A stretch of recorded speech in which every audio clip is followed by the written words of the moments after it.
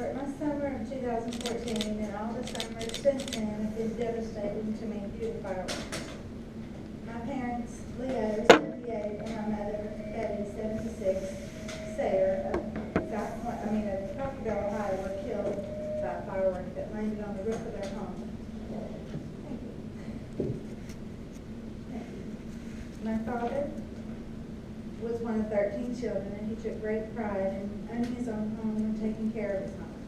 My parents worked very hard to have nice things and give me the things they couldn't have when they were little. My father was alerted by a neighbor that there was a brush fire in his backyard on July the 4th, around 9 p.m., from a firework that had landed in a wheelbarrow full of brush. My 78-year-old father and a neighbor put out that fire and he returned to bed. Around 1 a.m., my father was awakened again by a neighbor, or so I assumed. It could have been the heat or the smoke that awakened him. The neighbor and my father fought the bigger fire, now that it started on the roof of their home, with a garden hose, and other neighbors had called the volunteer fire department. My father went back inside to rescue my mother, who had been bedridden for 4 years from Parkinson's, and he never made it to her room. Both my parents died of smoke inhalation. I had been there that day to visit, but had no idea it would be my last visit. I cannot imagine the panic that my father felt trying to get to my mother's room. And I can't imagine how my mother felt when her room filled with smoke. And it still haunts me what they thought in their last hours. I got a call around 1:30 warning me of the fire. When we arrived at the site, the street was filled with fire trucks, and my childhood home was full of flames. My parents were laying on the street on a gurney, covered in a sheet. It's an image I can't get out of my mind. They would not allow me near the fire for obvious reasons, so I had to stand and watch my parents' home burn to a frame of a brick house. The county coroner would not allow me to take one last look. I'm sure that was in my best interest, but it was very unsettling to me and still is to this day. My husband and I stayed at the scene all morning, talking to fire marshals and volunteer firemen until around 1 p.m. on July 5th.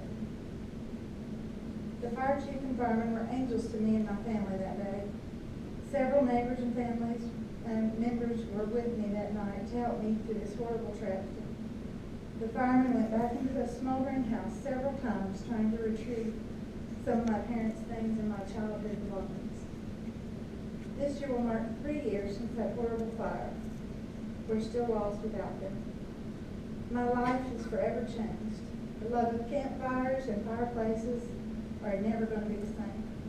I cannot be around a fire or even a candle that doesn't take me back to that moment. I have had bereavement therapy since that fire, and it's helped me tremendously. I wouldn't be able to speak today. I understand my parents were aging, and then in time I would have lost them to something. But it was God's grace that they left this earth together. My father died a hero trying to save my mother, his childhood sweetheart. My wish is that consumers would leave fireworks to professionals. I would not want anyone to go through what I've gone through. Fireworks are explosives and should be handled by someone that's trained in this field. A simple pamphlet or goggles will not be the answer.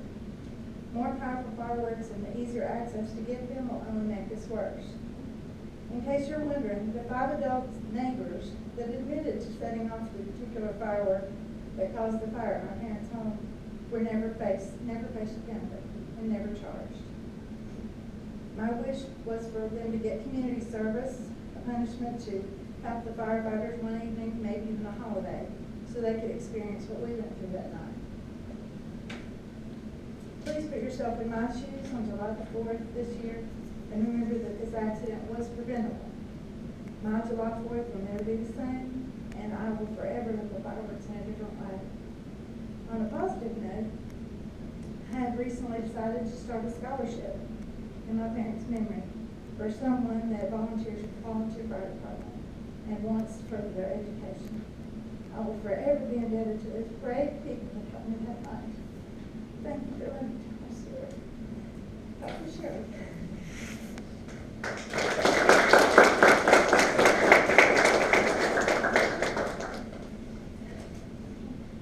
Thank you, Tricia.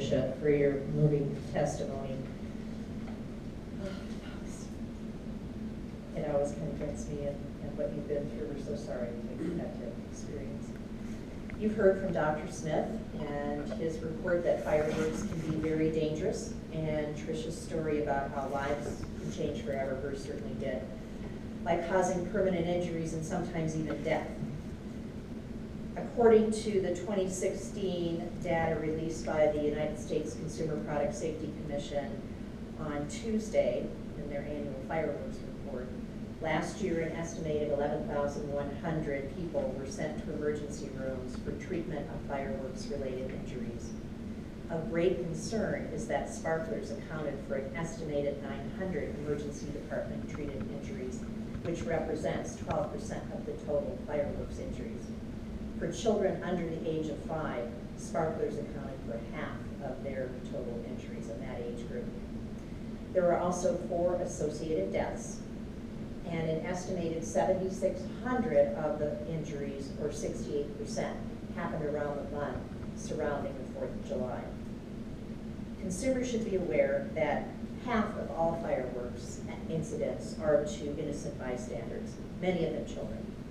Of the 11,100 injuries last year, 31% of the injuries were to children, which went up by about 7% from the previous year. These were children under the age of 15, nearly 1,500 children. Fireworks laws vary from state to state and sometimes within different counties. Unfortunately, more and more states are going the route of legalization with dire consequences. Since 2008, 5 more states have legalized discharge of consumer-grade fireworks, and during that same period of time, serious injuries increased by 60%, from 2.3 injuries per 100,000 population in 2008 to 3.7 injuries per 100,000 population in 2015. Prevent Blindness supports a total ban on backyard fireworks, including sparklers. As seemingly innocent as sparklers may sound, they cause great harm and damage. Now I would like to turn the program over to Chief Ken Kluda from the State Fire Marshal